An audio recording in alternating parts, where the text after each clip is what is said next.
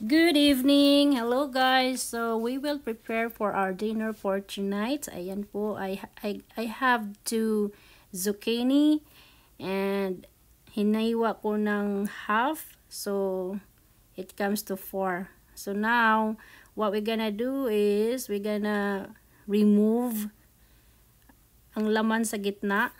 Yan, so greetings from California, USA with Valerie K. And that's me. Hello guys. So yan, tatanggalin natin ang pinakalaman niya sa gitna kasi ang laman po dyan, ang laman sa gitna, gagamitin po natin mamaya. Gagawin nating palaman. Okay? So, i-continue lang yan. Tatanggalin lahat. Tapos, iipunin yung pinakalaman niya. So, kailangan talaga guys sa pagluluto or pag-prepare ng food. Kailangan talaga pasensya, love. Kailangan may passion ka talaga sa pagluluto. Kasi maganda po ang resulta pag yan po talaga ang i-apply mo habang nagluluto ka. Kailangan pasensya talaga. And of course, kailangan din malinis ang ating ginagawa. Kasi importante din yan na malinis, okay? So, ayan. So, tapos na siya lahat. Ayan. So, yeah. Ayan, ganyan. Ganyan. So, hihiwa-hiwain natin ng slight lang. Yan po ang pinakalaman niya doon galing sa, sa tinatanggal natin na zucchini. So, ayan. Hindi po yan itatapon. So, kasi gagamitin natin yan. Yan po ang gagawin nating palaman. So, ayan, nilagay ko sa bowl. Hindi nyo nakikita ang bowl, char. Kasi naka-hide siya. Okay. And then, kailangan hugasan natin ang kutsilyo kasi may iba na naman tayong hihiwain. And again, guys, be very careful to handling or using a sharp object like knife. Okay? Kasi iwas natin na masaktan. So, ayan, red onions, malaki po yan. So, I have to cut. Not talaga na half talaga. Kasi malaki. So, ayan, ganyan po ako maghiwa, guys. Talagang feel ko, ninanamnam ko ang kung paano talaga maghiwa. So, yan po ang aking way kung paano ako maghiwa or mag-slice ng mga spices na kakailangan ko sa pagluluto. Ayan. And then, kailangan din natin ng fresh garlic. So, 3 lang ang ginamit kong fresh garlic na maliliit. Mayroon naman kaming powder, but I love fresh. Yan, pupukpukin lang natin kasi ang sabi nila pag pupukpukin, madali lang daw tanggalin ang balat. And then, of course, kailangan din natin i-chop-chop. Ayan. Masarap yan, guys, pag kakainin na medyo malutong siya or luto. Si Mr. Schwabi, mahilig yan dyan. Maganda yan sa ating immune system. Ayan. To boost our immune system. Ayan. And then, ayan, naka-prepare na po ako, guys, sa ating pot. Ayan. May na yan, may olive oil. Ayan, nilagay ko na yung fresh garlic. Ayan, mikos-mikos lang ng slight. O diba guys, ang ganda ng nabili ko sa sa thrift store. Nagagamit ko na siya. And furnace. O diba? And then onions. Ayan. Sa totoo lang guys, mabango yan. Mabango talaga yan. Sinong nakaka-relate habang nagluluto ng mga ganyang klaseng luto na may onions, na may garlic, ay ang bango. Talagang umami. And then, ilagay na natin yung yung laman, 'di ba? Laman ng zucchini, yung tinatanggal natin. Ganyan lang siya guys, ka-simple. Ganyan lang ka-simple magluto. Ang problema lang kasi, yung iba tamad, hindi po sila lahat po tayo marunong magluto, tamad lang talaga. So walang personalan, servisyong chismisan lang. So ayan, nilalagyan ko yan ng ng mushroom because I love mushroom. Yeah. Kung hindi ka kakain or hindi ka mahilig sa mushroom, you don't have to add, you know. Just put or add any vegetable that you really love it, okay? And then yan, pero but to be honest with you guys, I love mushroom. Masarap po ang lasa niya, ang flavor for me. So kailangan talaga pag magluto tayo, kailangan kumakain po tayo. Huwag kang magluto na hindi ka kumakain. Kasi paano na yun? Ayan guys, ang bango niyan. Mabango po yan. Sa totoo lang. Tingnan nyo ang usok. O diba?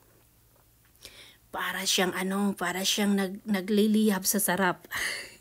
And then nilagyan natin ng konting pangpalasa. And then lagyan din natin ng paminta. Masarap ang paminta guys sa pagluluto. Ayan, simple lang siya ng mga ingredients, yung mga spices, pero masarap. And then lagyan natin ng pinaka famous in the Philippines. Since I am a Filipina, gamitan natin ng Silver Swan soy sauce. Ayan, company, send me more. And then okay-okayin natin para mag-mix yung mga spices na nilagay ko para magpantay siya. Tingnan nyo guys, ang sarap niyan. Ang ganda tingnan sa mga usok-usok na talagang vonggang-vongga. Sinong nakaka-relate dyan?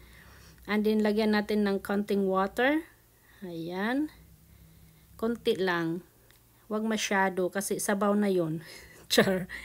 And then takpan ng few minutes. Ayan. Ready to serve na siya. Ayan. So luto na siya guys. So yan po ay ready to put in the zucchini boat. Parang sakayan ba? Yan. So ready na po siya. Luto na yan. Ayan oh. Ay Diyos mio marimar. Ang sarap talaga niyan. Oh, diba? Masarap. So ngayon, ipapakita ko sa inyo ang mga zucchini. So, nandyan naka-ready. O, tingnan mo ang aking surface, malinis, diba? So, yan ang zucchini. Ayan, naka-ready na po siya. Nilagyan ko yan ng mga olive oil. Kasi ang olive oil, or kung wala kang olive oil, pwedeng oil lang. Kasi nakaka-helps na mag-moist ang, ang zucchini. Ayan. Yan po ang sinasabi kong ipapalaman natin. Stuffings, F. Ayan. Or stuffed. Past tense na yon, diba? So, stuffings yan. So, yan na po ang ating niluluto kaganina kung nakikita nyo, diba? So, kailangan wag ko kurap. Kailangan manood para kung sakasakaling may kaya nyong bumili ng zucchini. Mura lang ata ang zucchini dyan sa Philippines or anywhere. Masarap po yan. Kailangan mag-explore din tayo ng iba't ibang putahe. Iba't ibang pagkain na ihanda natin sa mesa. Okay? Or in our family. Ayan. Experience din natin, i-explore natin ang ating kaalaman. Kasi guys, naniniwala po ako, lahat ng tao may kanya-kanya pong kakayanan. So, hindi nyo lang po ngayon na search ang sa inyo. Ayan masarap talaga. So, yan po ang sinasabi ko. Kailangan i-explore natin ang ating mga kaalaman. Kung saan ka talaga mahilig or magaling. Hindi naman kailangan pagalingan kailangan sa sayo lang, sa puso. Ayan, lagyan natin ng cheese. Kasi ang cheese guy ay cheesy. Kasi nakakabigay yan ng sarap sa bake. Ayan. I-bake po natin yan na parang cake. Oh, diba? Ayan. Kailangan tayo. Kailangan hindi tayo madamot sa cheese.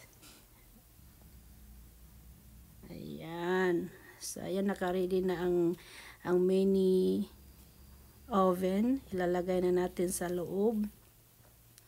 So, ganyan lang po, guys. Ayan.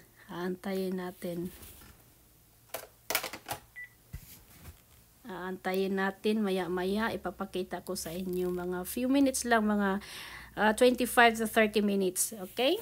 Ayan na siya, guys, ang resulta. So, pag open ko, nilalagyan ko ulit ng ng additional cheese for ready to serve. I-melt lang natin ng konti, mga few minutes. Ayan, para pag kain mamaya, masarap. Ayan.